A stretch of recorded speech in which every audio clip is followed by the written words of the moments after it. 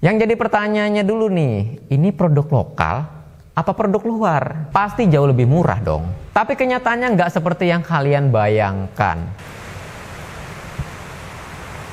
Pertanyaan gua adalah, apakah suplemen ini aman dikonsumsi? Soalnya kita lihat dari kandungannya itu ada bermacam-macam sumber protein.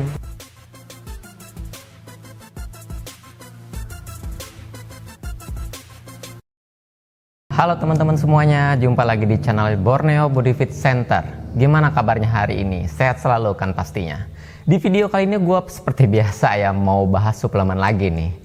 Dan kebetulan banyak banget yang pengen direviewkan soal produk ini nih. Ya sebenarnya juga penasaran sih ya gue. Gue pengen menyampaikan sesuatu buat kalian yang request minta direviewkan suatu produk suplemen. Kalau gue lihat di kolom komentar ya itu banyak banget tuh ya yang minta requestkan. Karena yang request banyak dan jenis yang di request itu juga macam-macam jenisnya. Jadi gue perlu beli dulu suplemen tersebut dan ya gue icip-icip juga sih ya biar lebih puas aja nge-reviewnya. So gue nggak bisa secepat kilat buat nge-review suatu produk ya. Apalagi misalkan produk tersebut banyak jenisnya. So nggak semuanya bisa gue beli ya. Dan gue juga perlu mencari data dan informasi yang akurat seputar suplemen yang pengen gue review. Gue juga perlu waktu buat memprosesnya ya. Ngedit, grading, dan macam-macam lah.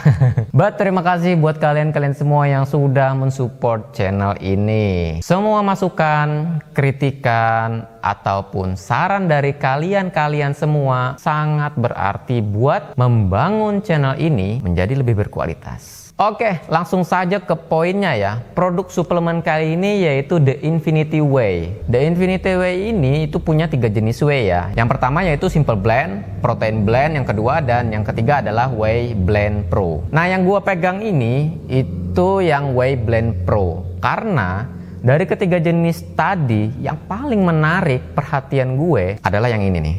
Untuk produknya sendiri punya beberapa varian ukuran ya, yaitu yang ukuran 1,1 lbs atau yang 500 gram yang kayak gue pegang ini, dan juga ada yang 3 lbs atau 1353 gram. So jangan terkecoh ya soal varian ukurannya. Nah untuk yang Simple Blend, kandungan protein per servingnya yaitu 18 gram, BCAA-nya itu 2,1 gram, lemak 1,5 gram, dan juga 130 kalori per servingnya. Dan Simple Blend ini memiliki kandungan 2 protein source atau 2 sumber protein, yaitu 75%-nya dari milk protein konsentrat dan yang sisanya dari whey protein konsentrat yang biasa kita bilang WPC. Apa itu MPC? Baru pernah dengar ya? Apa bedanya dengan WPC atau whey protein konsentrat? Singkatnya, MPC atau milk protein konsentrat itu dari susu sapi yang mengandung sekitar 80% kasein dan hanya 20% protein whey. Mudah dipahami bahwa MPC hanya mengandung sedikit protein whey. So, berbeda ya dengan WPC dan juga WPI atau whey protein isolate. Di sisi lain mengandung 100% protein whey. Tapi di WPC nggak ada yang namanya kasein. So, di sini sebenarnya saling menutupi lah ya. Karena jika kalian tahu, sebenarnya kita juga perlu yang namanya kasein. Udah ngerti kan? Sekarang kita bahas yang jenis kedua, yaitu Protein Blend Pro. Yang ini nih, kandungan proteinnya itu lebih tinggi ketimbang dengan yang Simple Blend tadi ya. Ya walau nggak jauh-jauh amat sih, yaitu 21 gram protein per serving. BCAA-nya juga lebih tinggi yaitu 3,8 gram serta mengandung lemak yang lebih rendah dan hanya 120 kalori per servingnya. Nah, kandungan dari Protein Blend Pro ini ternyata kombinasi dari beberapa sumber protein. Ada dari ISP atau Isolate Soy Protein atau protein dari susu kedelai ya. Ada juga dari WPC atau Whey Protein Konsentrat. Ada dari MPC juga atau Milk Protein Konsentrat yang udah gua bilang tadi ya. Dan juga ada dari micellar casein. Nah, micellar apalagi itu? Micellar casein yaitu kasein kelas tertinggi dibanding dengan jenis kasein yang lain. Kebanyakan orang menemukan bahwa suplemen protein kasein ideal untuk membuat mereka kenyang sepanjang hari. Kasein juga biasanya lebih disukai sebagai suplemen protein sebelum tidur. Nah, dah ngerti kan? So, di sini kita mendapatkan combo yang luar biasa antara WPC, MPC, dan ISP. Dan juga kasein ya. Cuman milk protein konsentratnya nggak dikasih tahu ya berapa persen ya. Nah, sekarang kita bahas jenis terakhirnya adalah Whey Blend Pro yang kayak gua pegang ini ya. Dan ini levelnya lebih tinggi dari kedua jenis yang tadi. Dibekali 24 gram protein, 5,6 gram BCAA, rendah lemak, 2 gram glutamin, dan cuman 120 kalori per servingnya. Untuk sumber proteinnya sendiri, yang Whey Blend Pro ini punya 7 sumber protein. Oh, wow ya. Banyak amat ya. Gua jabarin satu-satu deh ya. Ada WPI, WPC, albumin telur, MPC, ESP, micellar casein, dan dari protein nabati. Nah, dari ketujuh sumber protein tadi, yang bikin kalian bingung pasti ada dua. Albumin telur sama protein nabati. Karena cuma itu nih yang belum kita kasih tahu. Nah, albumin telur itu buat yang belum tahu, yaitu nama lain dari putih telur. Nah, untuk protein nabati di sini nggak dijelasin ya, nabatinya itu dari apa. Soalnya kan sebenarnya soy itu juga protein nabati tuh, atau gua salah ya? Kacang, bayam, kentang, brokoli, alpukat juga salah satu dari protein nabati. Tapi intinya di sini campurannya protein nabati gitulah ya. Jadi, kalau dari persentase kandungan dari Whey Blend Pro ini yaitu 55% dari whey. Nah, cuman di sini nggak dikasih tahu ya yang WPC-nya berapa dan yang WPI-nya juga berapa persen ya. 15%-nya dari soy dan nabati tadi, serta 30%-nya dari kasein dan putih telur. Nah, gimana? Dari kandungannya udah bisa ngebedain dong ya. Sekarang dari izin dan sertifikat lagi nih. Di sini gua cuma dapat sedikit banget informasi soal ini nih. Karena produk yang satu ini sampai sekarang gua belum nemu ya situs resminya apa, dan sosial medianya juga belum nemu juga sih yang mana. Jadi sumber informasi gua cuman dari kemasan ini doang sih. Ingat, kalau kalian ngandelin sumber informasi dari pasar online kayak si Ijo, Oren, dan temen-temennya, ya itu tergantung sih ya sebenarnya. Kadang bener, kadang ada juga yang meleset. Misal nih ya, di Oshop bilangnya halal. Padahal pas kita cek di situs resminya kagak ada. Di kemasannya juga nggak tertempel tuh ya. Wah, hujan nih. Berisik dong video gua. Jadi disitulah kita harus betul-betul mencerna informasi yang akurat itu yang mana. Untuk BPOM-nya gue belum dapat info juga ya. Tapi gue dapat infonya ini udah dapat sertifikat dari Lembaga Pengkajian Pangan, Obat-obatan, dan Kosmetik Majelis Ulama Indonesia. Atau yang disebut dengan LPPOM MUI. Mengkaji, menganalisis, dan juga memutuskan apakah produk ini aman dikonsumsi, baik dari sisi kesehatan dan juga dari sisi pengajaran agama Islam juga ya. Jadi ya sebenarnya ini hampir sama ya tugasnya dengan BPOM ya. Berisik banget sih. Yang jadi pertanyaannya dulu nih, ini produk lokal apa produk luar? Kalau di kemasannya ini tertulis ya, manufactured by ilunnutrition.co. Tapi gua cek di mana-mana nggak ketemu nih. Ilun Nutrition ini dari Indo atau dari luar? Tapi dari manufakturnya, dari manufaktur kodenya, ini ada NZW IDN-nya. Berarti kemungkinan ini produk dari New Zealand, Australia. Karena di sini ada juga nih tulisannya ya, bahwa produk ini sudah dites dan sudah resmi di bawah naungan Food Standard Australia, New Zealand. So kayaknya ini produk luar ya. Buat kalian yang tahu produk ini lebih detail, bisa kita diskusikan di kolom komentar ya, biar lebih akurat aja sih videonya.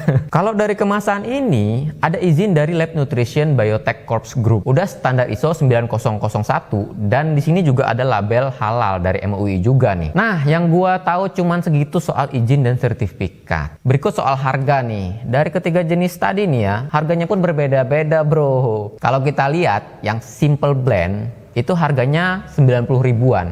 Dan itu untuk 15 kali minum. Per servingnya kena 6 ribuan doang. Dan lu udah dapat 18 gram protein dan 2 gram BCAA. Nah, yang kedua yaitu untuk yang protein blend, harganya 105.000 untuk 15 kali minum juga. So, per servingnya kena harga 7 ribuan.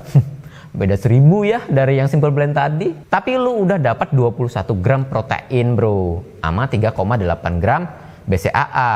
Nah sekarang yang paling mewah nih yaitu Whey Blend yang kayak gue pegang nih ya. Ini kena harga 120.000 untuk 15 kali minum juga. Dan per servingnya kena harga 8 ribuan. Dan lu udah dapat 24 gram protein dan 5,6 gram BCAA. Nah itu tadi buat yang kemasan 500 gram ya. Beda lagi kalau kita beli yang kemasan 3,3 lbs, pasti jauh lebih murah dong. Tapi kenyataannya nggak seperti yang kalian bayangkan. Dari ketiga jenis yang berukuran besar, ternyata per servingnya cuma beda 500 perak lebih murah dibanding dengan kemasan yang 500 gram. Berisik ya? Iyalah, susah nih ngeditnya nanti. 500 gram, lumayan ya kalian dapat toplesnya kalau misalkan kalian beli kayak gini nih. Lumayan kan, buat celengan kan. So, menurut gua mending pilih yang toplesan kayak gini nih ya. Jadi kan lebih elegan ya dilihat ya. Tapi di sini gua nemu harganya dari Tokped ya. Dan si Orange juga ada tuh dijual. Dan gua cek beda-beda ya harganya tiap agen. Tapi kalian mending langsung beli di toko di Infinity-nya di All Shop Ijo. Ada kok. Nah sebenarnya ada lagi sih ya produk dari The Infinity ini selain dari ketiga jenis yang sudah gue bilang tadi, yaitu Infinity Milk. Proteinnya agak rendah ya ketimbang dari yang ketiga jenis tadi. Cuman kelebihannya di multivitamin dan mineralnya aja yang unggul. Tunggu bentar. Gue ada dapat secarik informasi di sini. Pas gue lihat foto di Infimilk ini, di sini kan manufakturnya itu dari ilonutrition.co ya. Nah, di foto ini nih tertulis Ilo Nutrition itu ada di Kecamatan Serpong, Tangerang Selatan, Banten. Dan buat memastiin lagi nih ya, ini buatan Indonesia apa bukan? Ya gue iseng aja sih chat orangnya yang ngejual suplemen ini. Jadi di sini sebenarnya suplemen ini memang diproduksi di Indo ya. Dan masih belum berdiri sendiri. Karena tempat produksi dan bahan-bahannya itu masih dari tempat lain. Mereka hanya membuat formulasinya dan meminta dari salah satu pabrik buat membuat suplemen sesuai dari formulasi yang mereka tentukan. Tapi mereka bilang kalau tahun ini rencananya bakal berdiri sendiri. Kita doakan aja lah ya, semoga suplemen ini bisa berdiri sendiri dan berkembang menjadi lebih pesat. Nggak pakai lama, mari kita cicipi suplemen ini. Ini sebenarnya nggak ada rasanya ya, alias plain. Nah, buat kalian yang sedang bulking, kalian bisa campurkan susu full cream ya, dan juga ditambah buah pisang atau oatmeal dan bisa kalian blender. Nah ini dia, mari kita coba. Rasanya benar-benar hambar. Kalau dari teksturnya, biasanya kan kalau kedelai itu dia agak kental, tapi di bawahnya ini encer, cair ya. Dan rasanya benar-benar plain atau hambar ya. Dan ini mirip susu full cream rasanya. Beli susu full cream UHT kayak Indomilk atau Ultramilk ya, yang kemasan literan besar, itu persis kayak gitu tuh rasanya. Pertanyaan gua adalah, apakah suplemen ini aman dikonsumsi? Soalnya kita lihat dari kandungannya itu ada bermacam-macam sumber protein. Kali aja kan satu dari beberapa kandungan protein itu tiba-tiba berbenturan atau bertolak belakang yang bikin hasil akhirnya salah satu kandungan protein itu sulit diserap tubuh. Ada yang kepikiran kayak gitu juga nggak? Atau kalian belum mikirin sampai ke situ? Atau malah nggak paham dengan apa yang gue omongin tadi? Sebelum gue jawab ini, gue pengen kasih pencerahan sedikit soal penyerapan protein. Dari CNN Indonesia bisa kalian browser sendiri ya. Studi menunjukkan dalam satu kali makan, tubuh hanya mampu menyerap 25 sampai 30 gram protein saja.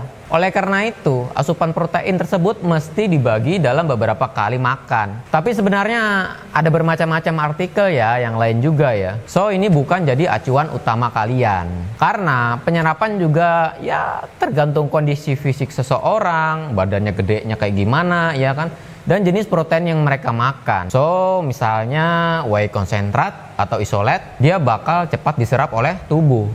Berbeda dengan kasein ya, yang time release-nya itu bertahap. Berbeda juga dengan real food ya, kayak dada ayam, telur, dan kawan-kawannya yang lain, yang perlu dipecah dulu di lambung dengan proses yang agak lama. So, penyerapan ke tubuh pun akan bertahap juga dong. Nah, karena di sini proteinnya 24 gram, maka masih kategori aman dan baik untuk dikonsumsi ya. Apalagi kalau dikombinasikan dengan kasein ya, yang notabene itu lambat diserap oleh tubuh. So, nggak bakal ada bentrok antar protein buat masuk ke tubuh kita.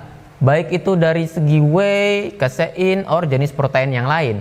Asal masih di ambang batas. Kayak lu makan dada ayam, campur telur, campur tahu, terus dimakan. Itu kan secara nggak sengaja lu udah makan protein dengan jenis berbeda. Gimana? Udah jelas? Atau kalian punya pendapat lain? Silakan isi di kolom komentar di bawah ya. Jadi kita bisa sama-sama belajar soal ini. Karena ya sebenarnya gue di sini sifatnya bukan menggurui ya, tapi berbagi informasi sesuai dengan yang apa yang gue ketahui. Nah, gimana?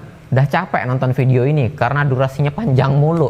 Tapi asal kalian tahu ya, semua yang gua bahas ini masih ada sangkut pautnya soal suplemen ini nih. Oke, kayaknya udah cukup dulu lah ya kita bahas ini. Salah hilafnya mohon dimaafkan ya. Kalau ada yang perlu kita bahas, bisa kalian isi di kolom komentar di bawah ya. Gua bukan suhu di sini. Kita sama-sama saling belajar. Terima kasih sudah nonton video ini hingga selesai. Sampai jumpa di video berikutnya. Bye.